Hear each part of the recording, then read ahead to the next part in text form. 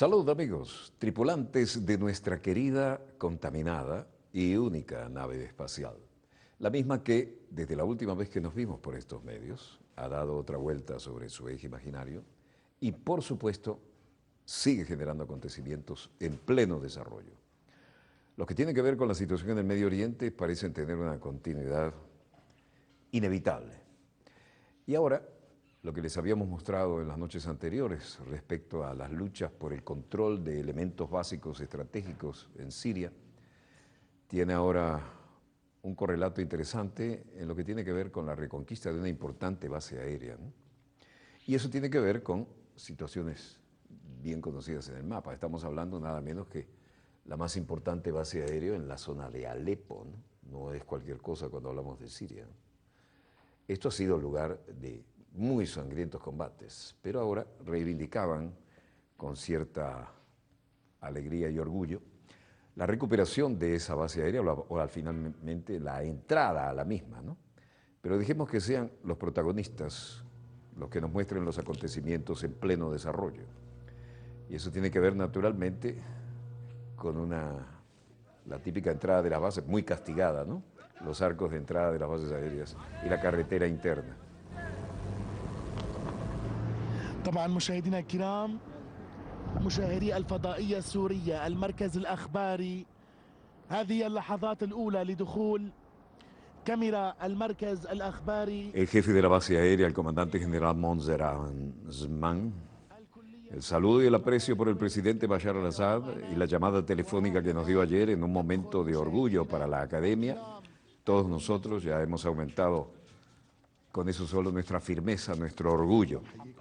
Dedicamos esta gran victoria al presidente Bashar al-Assad y nuestra firmeza en la academia. Recuperarla ha sido verdaderamente un milagro. Allahu Akbar.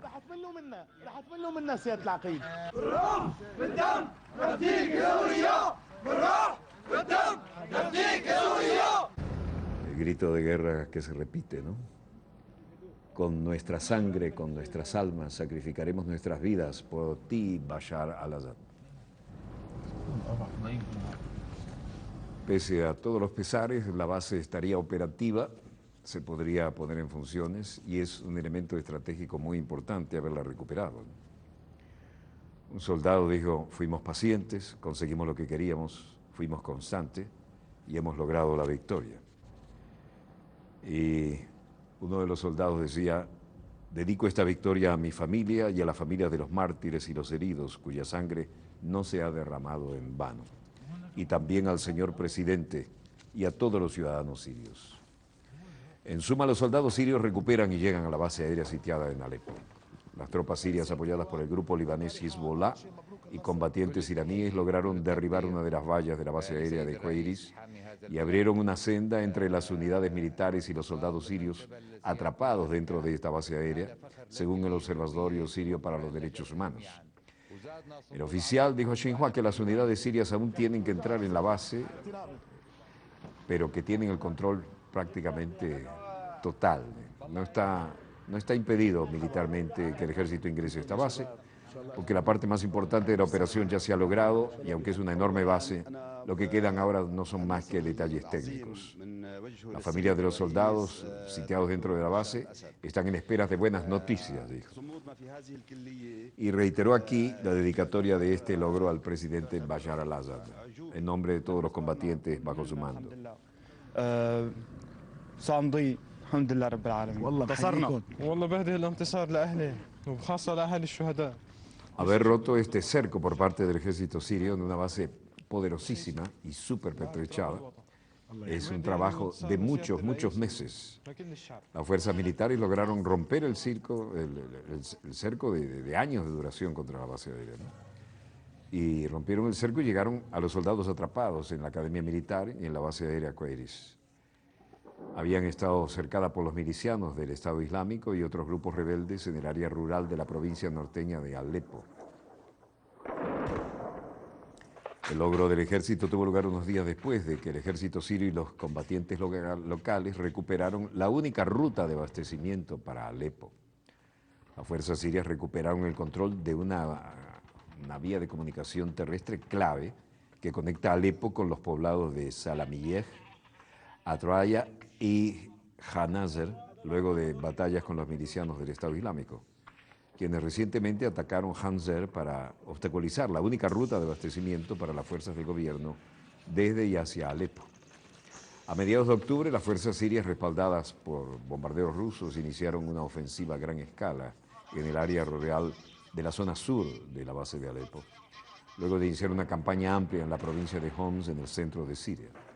Su objetivo era romper el cerco contra la importantísima base aérea y asegurar la carretera internacional que conecta desde Alepo con la costa y las provincias sureñas de Siria.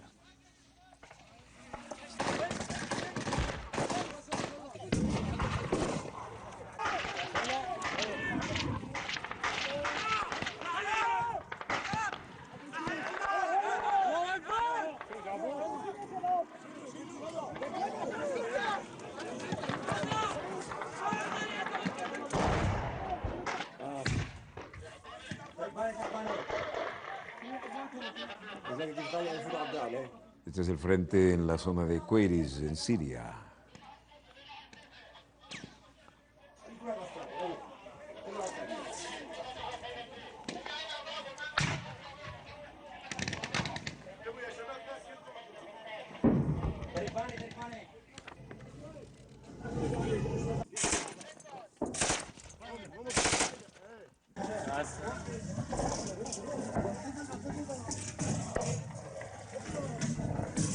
El pietaje nos ha llegado a última hora y tal como lo hemos recibido, lo estamos compartiendo con ustedes.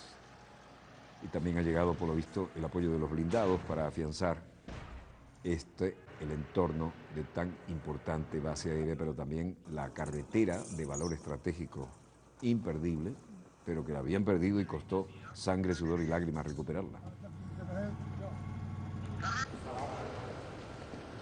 Mientras tanto, en Beirut, el viceministro de Relaciones Exteriores de Irán, Hossein Amir Abdollahian, decía: la reunión de Viena debe trabajar en la búsqueda de un ambiente positivo y adecuado a las medidas necesarias que permita al pueblo sirio expresar libremente su opinión en el futuro y en el destino. شرایطی در سوریه فراهم شود که مردم سوریه بتوانند نسبت به آینده سرنوشتشون تصمیم بگیرند. Y luego otra pregunta, dijo: la República Islámica continuará su firme apoyo a Siria y creemos que la única manera de resolver la crisis es a través de un proceso político. معتقد هستیم راهکار در سوریه صرفاً سیاسی است. Mientras tanto, Irán aún debe decidir si participará en las conversaciones sobre Siria que tendrán lugar en Viena. El viceministro de Relaciones Exteriores de Irán dijo que su país aún tiene que decidir si va a participar en esto. Y Hossein Amir Abdollahian dijo que la participación dependía de las respuestas de Washington sobre algunas acciones unilaterales llevadas a cabo por algunas de las partes que asisten al encuentro, que actuaron sin consultar a las otras. En el informe no se brindaron más detalles.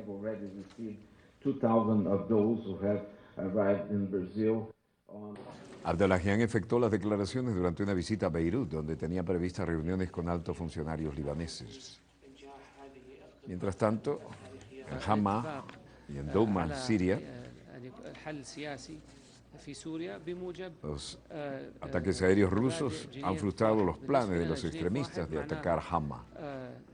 En los últimos 2 días, estos ataques aéreos rusos que se intensificaron han hecho fracasar los planes de los terroristas para desplegar una ofensiva contra la ciudad siria de Hama. Y en Riad, como estamos viendo, hay una reunión de alto nivel en Arabia Saudita. Canciller brasileño Mauro Vieira decía: Brasil va a aceptar un gran número de refugiados. Ya hemos emitido 8.000 visas a los refugiados sirios y hemos recibido 2.000 de los que han llegado a Brasil.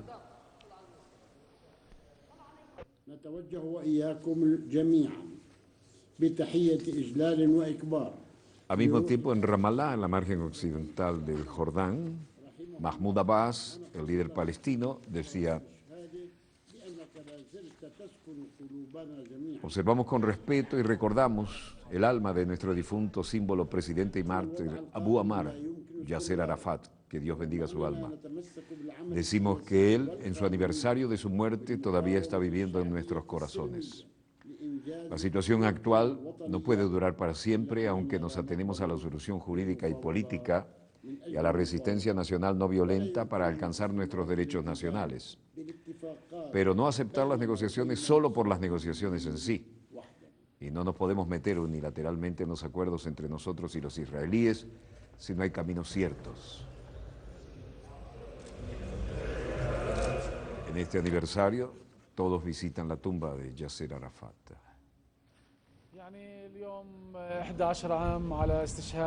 Hoy han sido 11 años desde la muerte del símbolo, líder y fundador Yasser Arafat. Él es el líder de nuestra nación, líder de la lucha armada, de la resistencia nacional. Por lo que conmemorar este aniversario en nuestro propio camino al visitar su tumba y luego demostrar y continuar el viaje de resistencia que se inició a finales de Abu Ammar. Abu Ammar era su nombre de guerra, ¿no? Nos resistimos a la ocupación por la resistencia nacional y rechazamos la ocupación por todos los medios. Nosotros decimos que vamos a seguir en sus pasos hasta que termine la ocupación israelí. Los palestinos recuerdan a Arafat en el 11º aniversario de su muerte. Todos se congregan espiritual o físicamente junto a su tumba. Se le recuerda en los momentos de su despedida, cuando ya estaba sospechosamente enfermo. Varias decenas de miles se reunieron en su tumba en el complejo presidencial de la ciudad cisjordana de Ramallah, la Mucata, donde se marca el 11º aniversario de la misteriosa muerte de Arafat.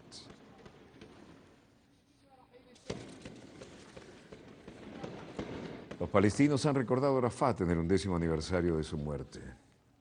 Y por supuesto se enfrentaron nuevamente a las tropas israelíes de ocupación. A primera hora de la mañana local comenzó el reguero luego de las visitas al Palacio de la Mucata, sede de la presidencia palestina, donde descansan los restos de Arafat, en el mausoleo de mármol blanco que acabamos de mostrarles, custodiado por la Guardia Presidencial. Todos los que querían rendir homenaje a un hombre que aún es el estandarte de la resistencia de este pueblo, tanto en Palestina como fuera de él. Recordamos con respeto la oportunidad en que nos dio una larga exclusiva y lo tuvimos aquí en dossier. Así como tuvimos a todos los líderes israelíes, desde Shamir, fundamentalmente Sharon y algunos más de los históricos. Hoy la realidad sigue siendo la misma. Podríamos sacar de archivo cualquier imagen y se confundiría con la de hoy. El 11 de noviembre es un día crítico para el pueblo palestino, declaraba un miembro de Ramallah y miembro del Partido Nacionalista Al-Fatah, fundado por Arafat en 1959 como Movimiento de Liberación. Arafat no era él solo, sino que representaba a todos los palestinos.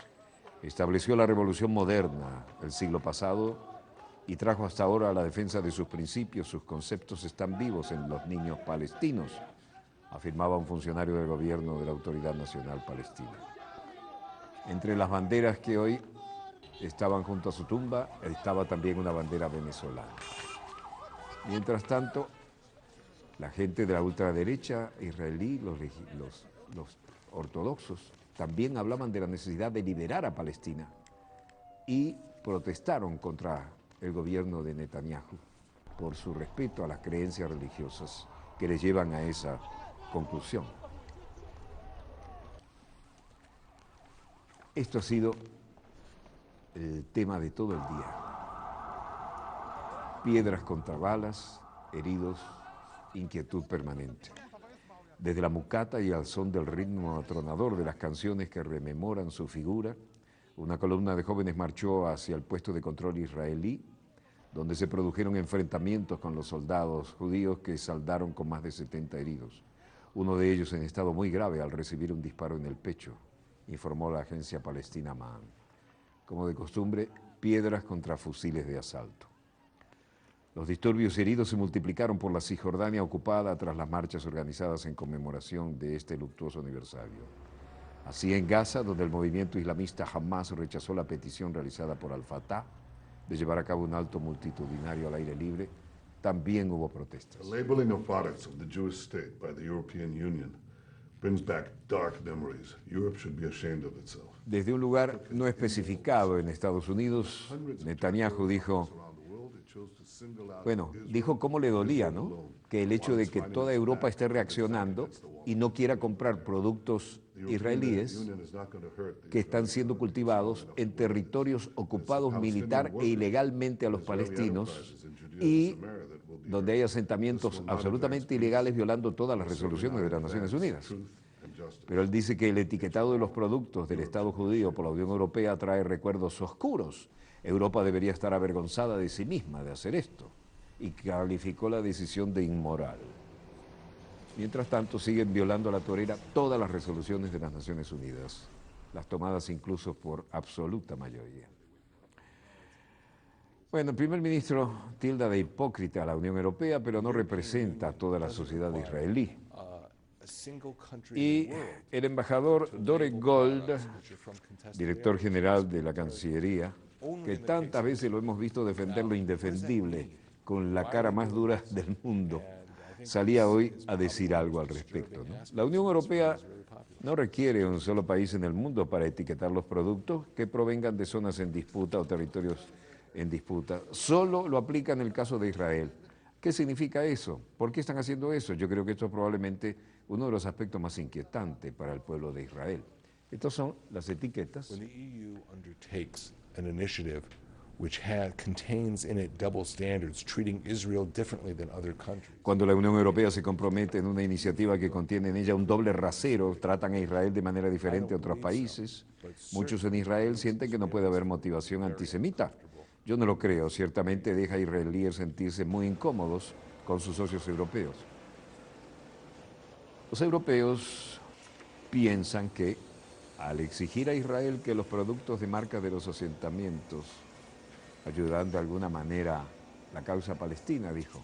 Yo creo que no. Europeans think that by requiring Israel to label products from settlements, it will somehow help the Palestinian cause. It won't. Lo que va a suceder es que los productos producidos en fábricas en Cisjordania, donde los palestinos trabajan, van a ser mucho difíciles de exportar ahora. Muy civilino esto, ¿no? Y para ello estas fábricas podrían cerrar y los palestinos quedarían sin trabajo.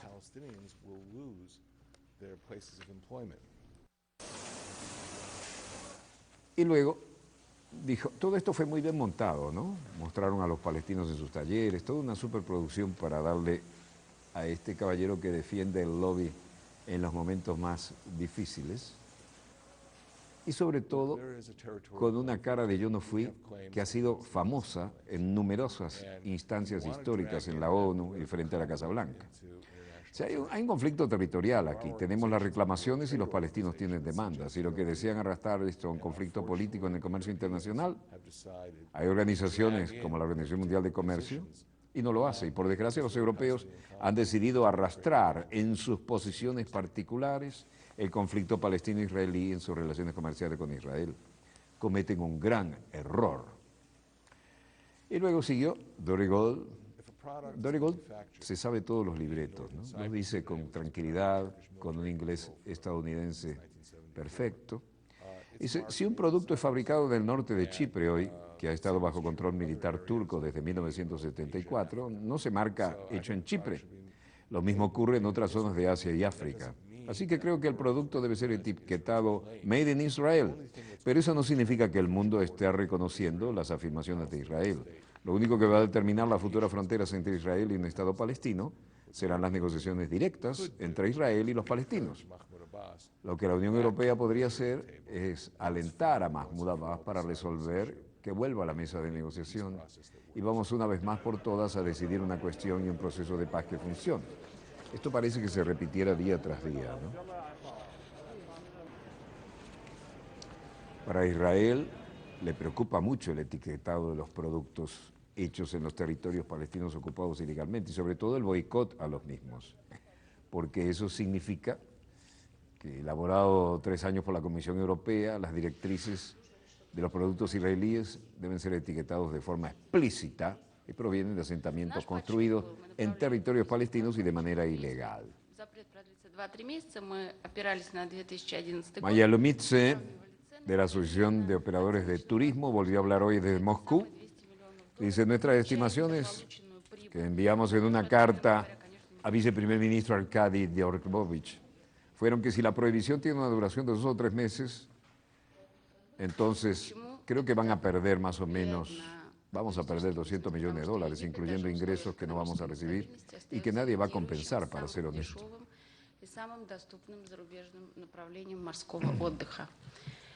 Это первое. Второе – это круглогодичное направление. ¿Por qué tiene tanta influencia la industria turística debido a Egipto?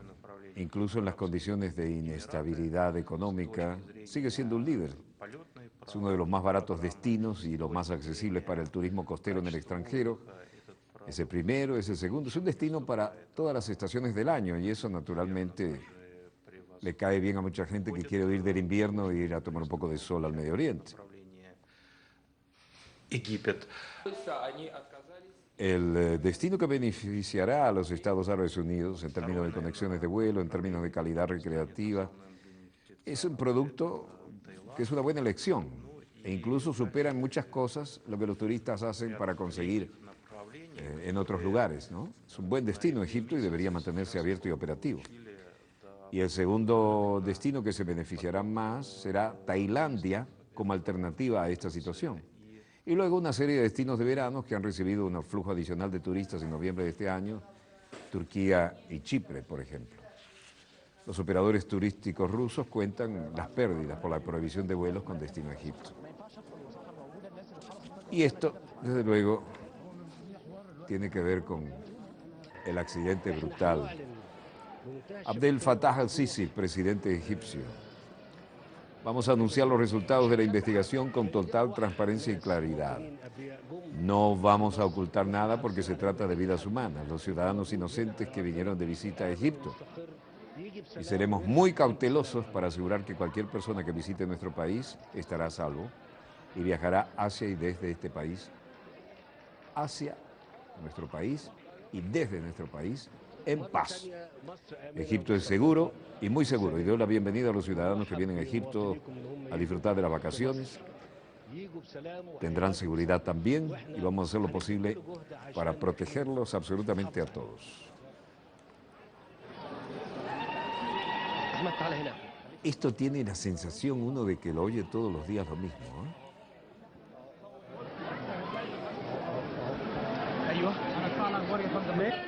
Al-Sisi, en suma, se comprometió a reforzar la seguridad.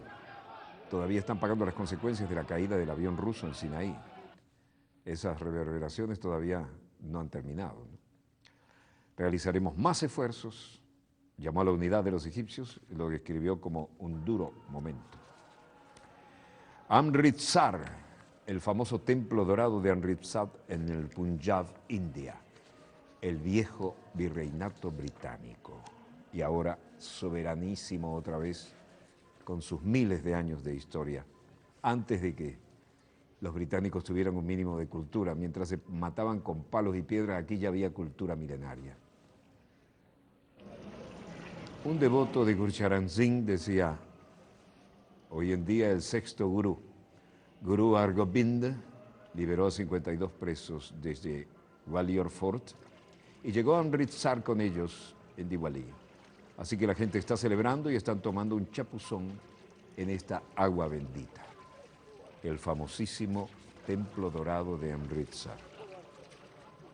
Vande Chor Divas. Los Sikh son los que celebran en el Templo de Oro.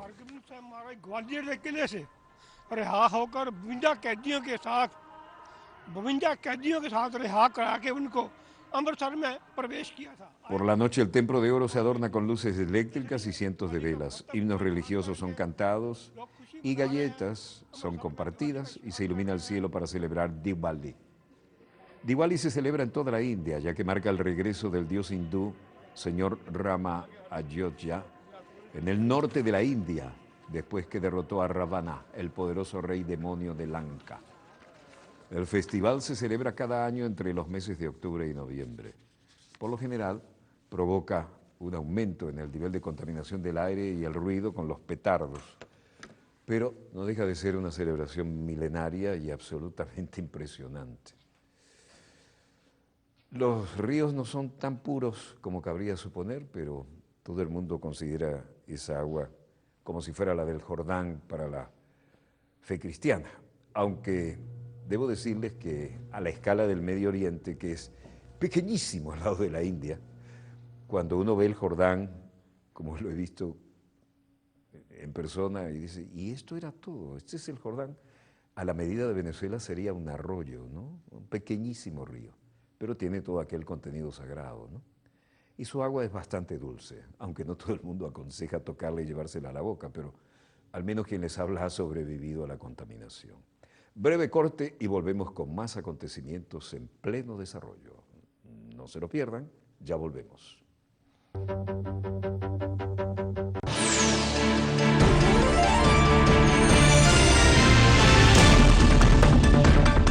A diario miles de acontecimientos se desarrollan en el mundo y en cada rincón del planeta, en este preciso instante, está ocurriendo algo trascendental. Desde Telesur, abrimos la ventana para mostrar el panorama noticioso. Un recorrido por la agenda semanal con los hechos de mayor impacto en la comunidad global.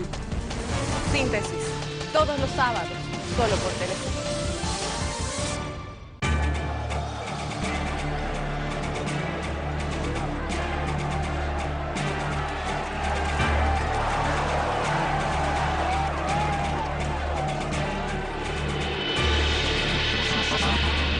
Tras el telón, el laberinto europeo, próximo lunes, solo por Telesur.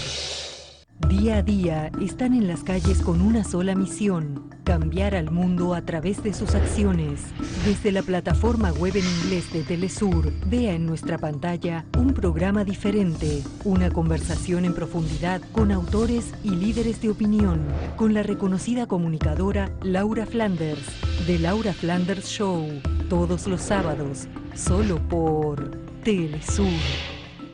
Desde la perspectiva de la identidad de género, todos tenemos derecho a hacer lo que percibimos de nosotros mismos. Equidad, inclusión y equilibrio son los conceptos sobre los que las sociedades discuten y elaboran nuevas leyes y consensos que nos contemplen a todos. Un espacio dedicado al género como factor social y cultural en Con Género, todos los viernes, solo por Telesur. La pasión por el deporte une a los pueblos. Disfruta en una nueva etapa toda la emoción de los encuentros deportivos más importantes del mundo, con 4 emisiones de lunes a viernes. Sigue los resultados y las jugadas más destacadas, porque en Telesur el deporte, más que una competencia, es una celebración. Deportes Telesur, todos los días, solo por Telesur. Una década de logros sin precedentes. Una década de integración en nuestra América. Una década llegando a donde otros no llegan. Telesur, 10º aniversario. Nuestro norte es el sur.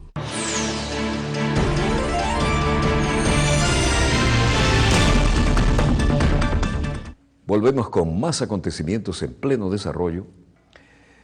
Y los viejos temas de Amritsar las dejamos un poco al lado y aterrizamos en la geopolítica de la vieja Europa, la del este, la del oeste, y los acontecimientos que hasta ahora han marcado la pauta en los últimos días y que parecen que son de nunca acabar. Veamos los acontecimientos en pleno desarrollo, y esto tiene varias lecturas, pero el drama humano es uno de ellos, ¿no? Interesante y bucólico paisaje, pero detrás de esto las realidades son otras. Białobrzeg en Eslovenia y Vukovo-Selo en Croacia. Un residente de Veliki Obres, Zenko Petrovic, dice, otro de los que perdieron la paz, ¿no? Y se les vino encima una confrontación de todas las potencias en un área de roce. Yo estaba tan feliz por Europa con la apertura de las fronteras. Eso era algo que debería ser feliz a todos. Ahora, en lugar de ampliar la frontera Schengen, estamos recibiendo más vallas y todos los días más vallas. Rusia exige explicaciones, mientras tanto, a Estados Unidos por las informaciones falsas, según Moscú, sobre la muerte de civiles en Siria. Moscú ha exigido esto. Y aquí, en Ljubljana y en Eslovenia, el secretario de Estado para Asuntos del Interior, Bojan Šefić, en medio de esta tensión donde aparecen los modernos equivalentes a los viejos alambres de púa de la Primera Guerra, que hemos recordado el día 11 del mes 11, especialmente a la hora 11.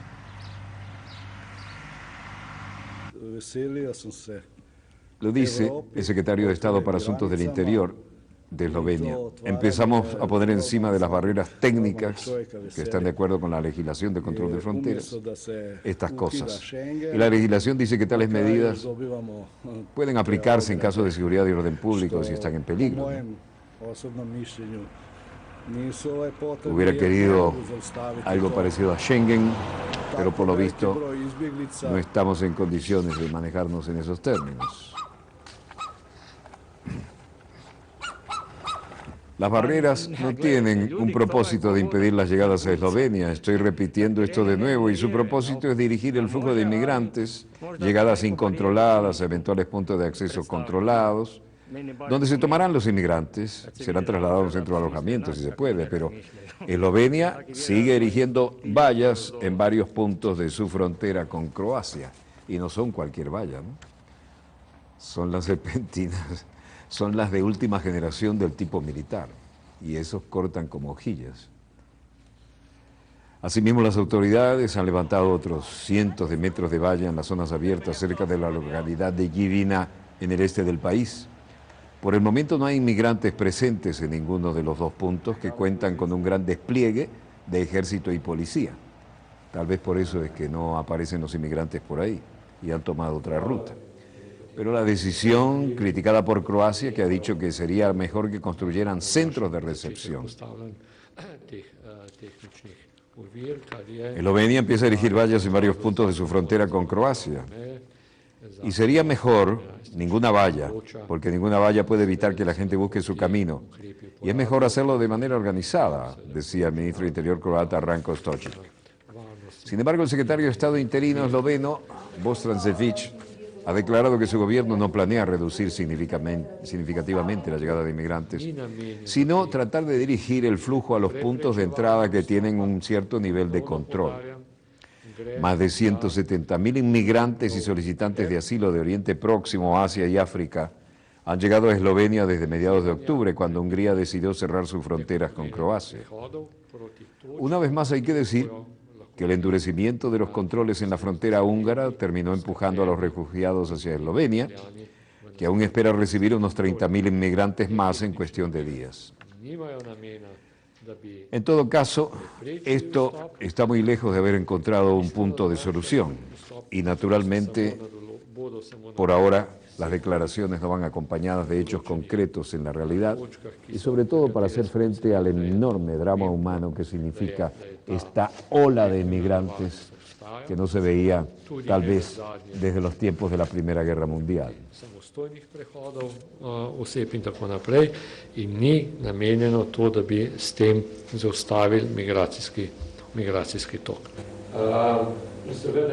Mientras esto ocurría, en Valletta, en Malta, en medio del Mediterráneo,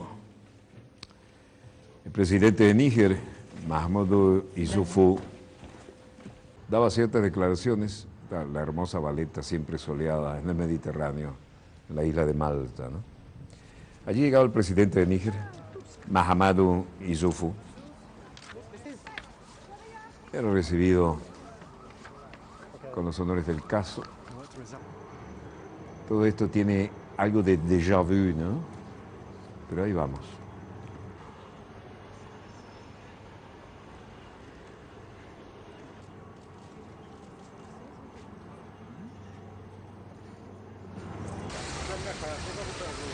Europa hace todos los esfuerzos para detener la inmigración en el encuentro con África. Los líderes de la Unión Europea siguen reunidos en Malta con la esperanza de la promesa de dinero y ayuda para por lo menos bajar la cantidad de inmigrantes que cruzan el Mediterráneo desde África, ¿no? Mahamudu Issoufou dijo, en primer lugar, en el corto plazo tenemos que tomar medidas de seguridad en los países en tránsito y es necesario un verdadero programa de desarrollo económico y social en los países de origen si quieren que la gente no se vaya. Macky Sall, de Senegal, dijo, creo que sí, que es un apoyo que se espera de Europa porque es su papel, es su responsabilidad. Queremos desarrollar una sociedad y ayudar a los países africanos y dar recursos a África para los jóvenes de África.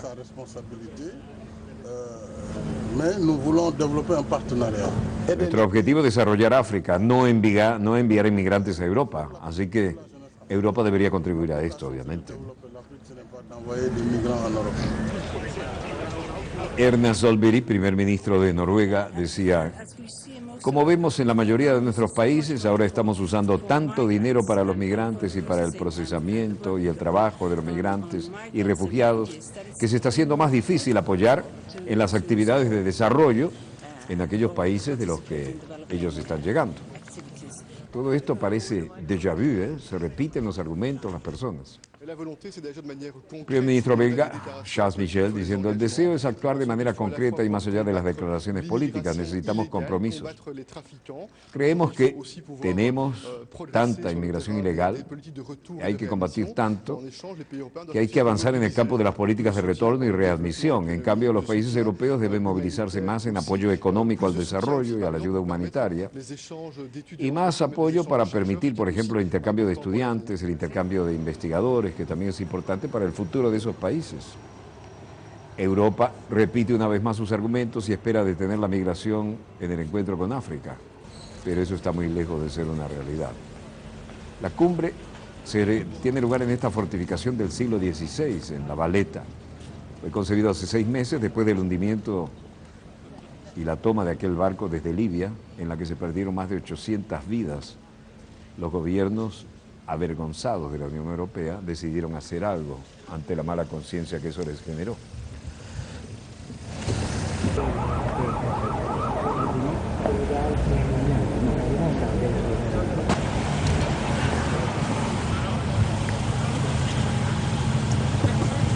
Eso ha dejado en esta cumbre de Valletta la sensación de que, miren, la amapola todavía está con la amapola en la solapa, ¿no?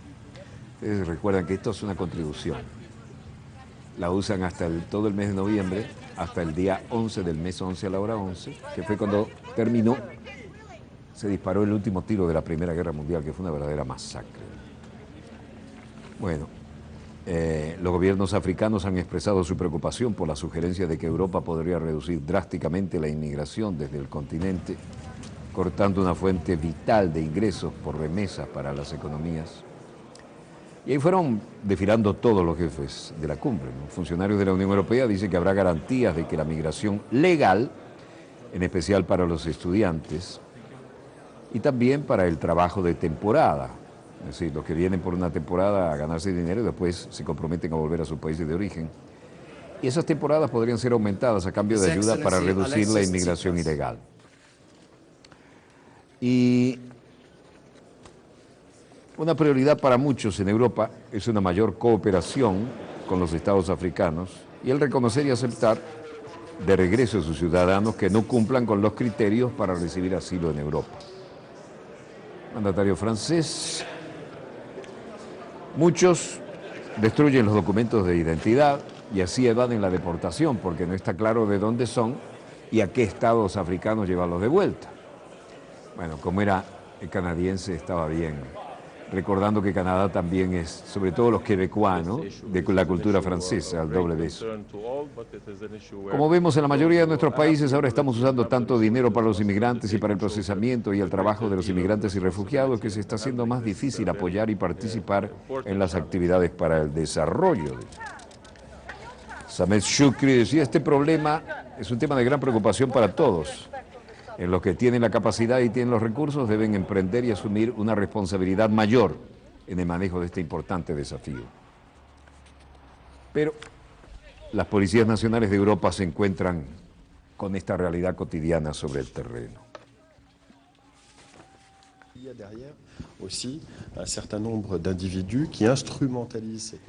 Vocero del ministro del Interior, Pierre-Henri Brandet, dice, detrás de esto hay cierto número de individuos, incluyendo los militantes que actúan en las fronteras, los de militantes sin fronteras que explotan la miseria y la angustia e incitan a estos inmigrantes en peligro al desorden, a la revuelta, a cometer violencia contra la policía y al mismo tiempo la miseria humana y la explotación grave por parte de un determinado número de personas inmorales, y estos mismos individuos fueron identificados como aplicados en la violencia en las noches anteriores y estamos buscando los medios para llevarlos a todos ante la justicia y someterlos a un interrogatorio a fondo. Migrantes en Calais chocan con la policía por tercera noche consecutiva. Calais es la costa francesa, donde los que se acumulan allí tenían esperanza de cruzar el Canal de la Mancha y llegar a Inglaterra, ¿no? Un portavoz del Ministerio del Interior francés dijo que los migrantes estaban siendo impulsados por terceros.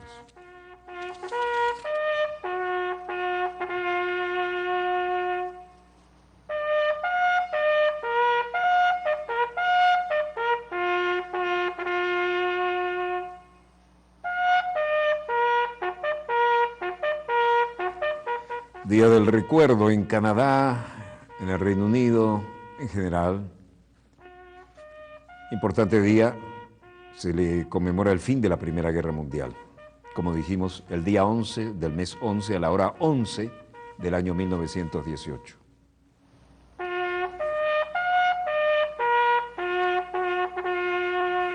Desde los campos de Europa hasta Canadá, miles de personas participan hoy en ceremonias en honor a los soldados muertos en conflictos bélicos en todo el mundo, especialmente en las dos guerras mundiales. Hasta hoy llega el uso de la flor de amapola en la solapa, convertido en símbolo del Día de los Veteranos.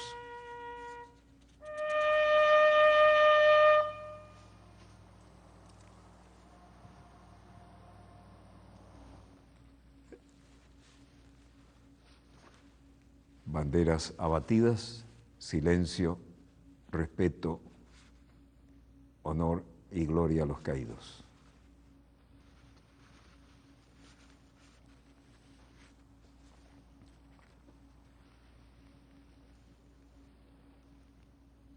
Originalmente este había sido un día conocido como el Día del Armisticio. En el año 1919, al cumplirse el primer aniversario del fin de la guerra, que fue en 1918, el entonces presidente de Estados Unidos, Woodrow Wilson, emitió una proclama elogiando a los soldados aliados caídos en las batallas. Es por este motivo que el Día de los Veteranos también se conmemora en países como Francia, Gran Bretaña y Canadá, y adquirió su propio nombre actual y un significado más amplio en los Estados Unidos a partir de 1954. Y esto después de la Guerra de Corea.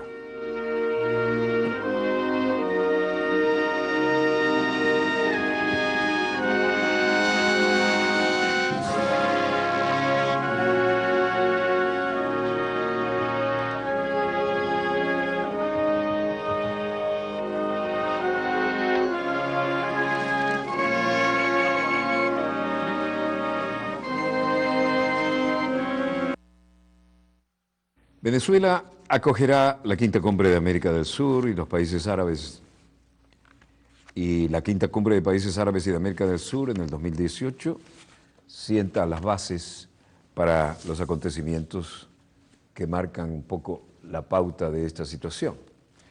Hoy había medidas especiales, grandes caravanas y se desplazaban allí todos aquellos que tenían algún papel que jugar en este sentido. Pero sobre este particular, mejor ver los acontecimientos en pleno desarrollo.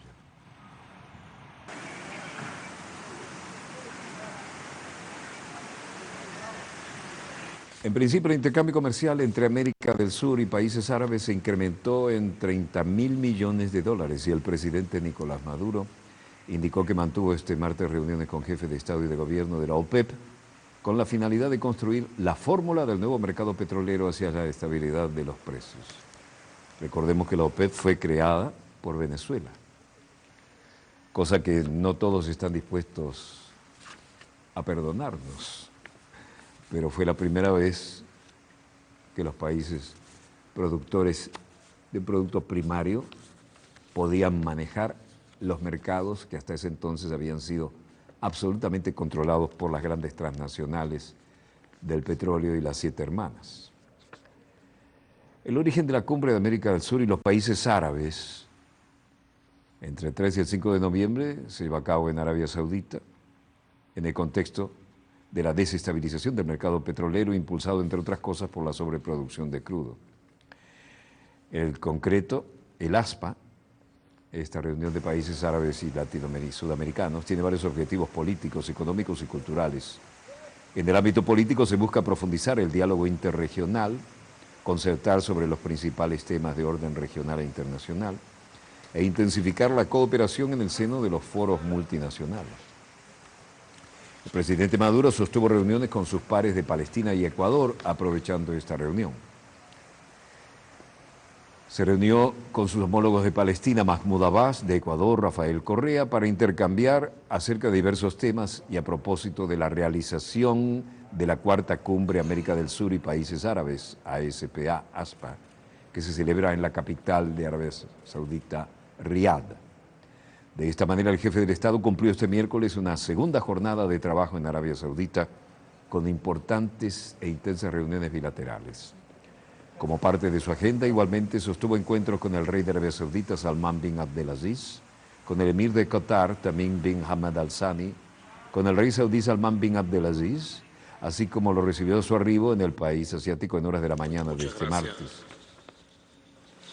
Querido amigo rey Salman, custodio de las 2 mezquitas sagradas, quiero sumarme a la felicitación unánime de nuestros 34 países por la exitosa organización,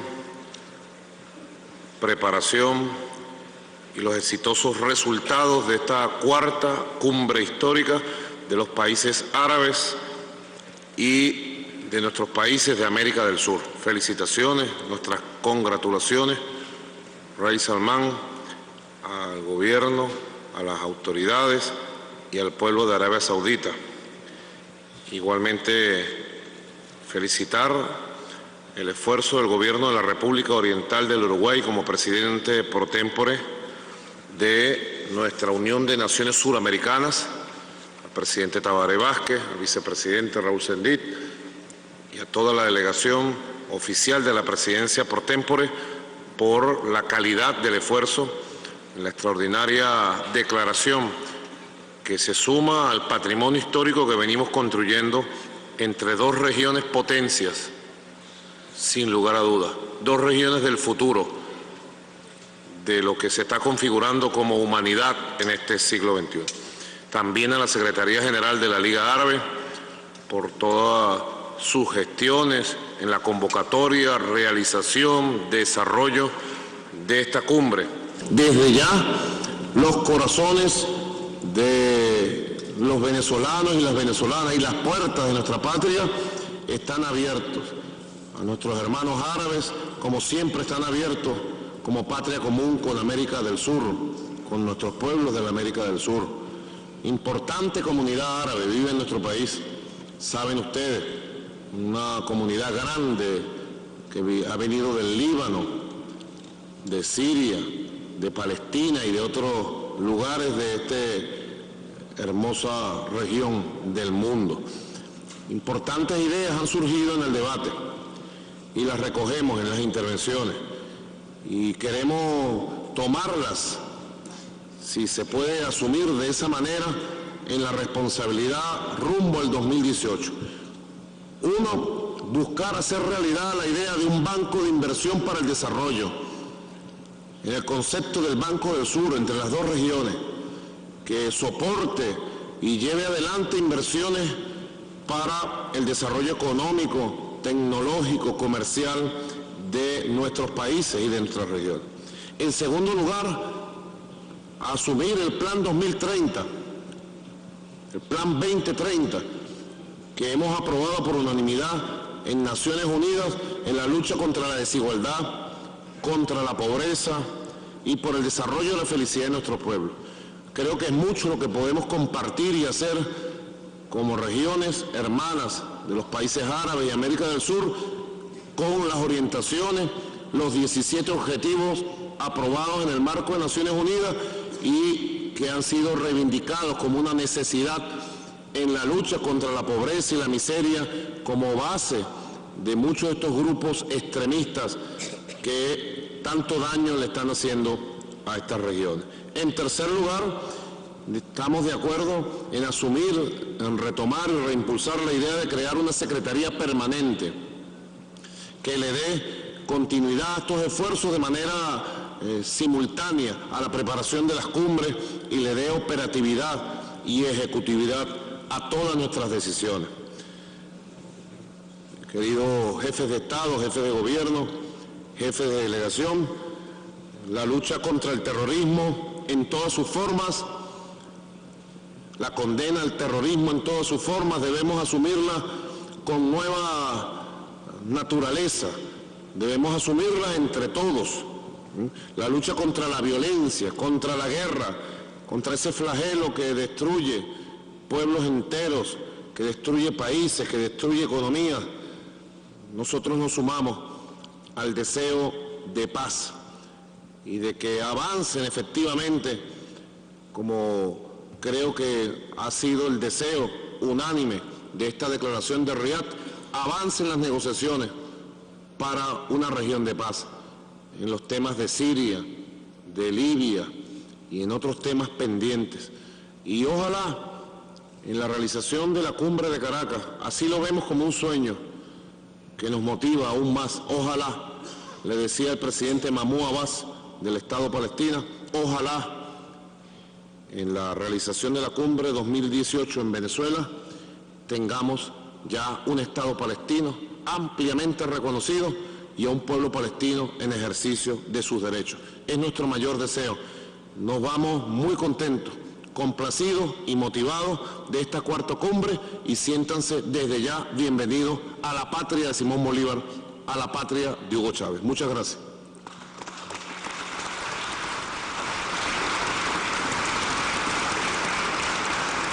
La quinta cumbre será entonces en la República Bolivariana de Venezuela, Dios mediante, inshallah, y sin duda ha quedado muy en alto, y no es un lugar común, la posición pionera de nuestro país en este ámbito.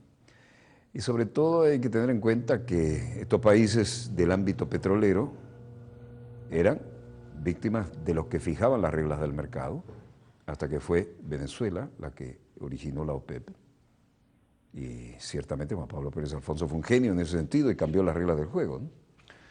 Así que desde Arabia Saudita llegaba ahí el mensaje del comandante en jefe y presidente constitucional de la República Bolivariana de Venezuela, desde cuya capital, en Caracas, terminamos aquí este dossier. Dossier que se origina en el estudio 3 de Venezolana de Televisión, el canal pionero de la televisión venezolana, y aquí finaliza este dossier, el programa decano en todo el hemisferio occidental en materia de información internacional vía satélite. Les habló Walter Martínez, productor y conductor del mismo. Disponga usted de las cámaras, señor director.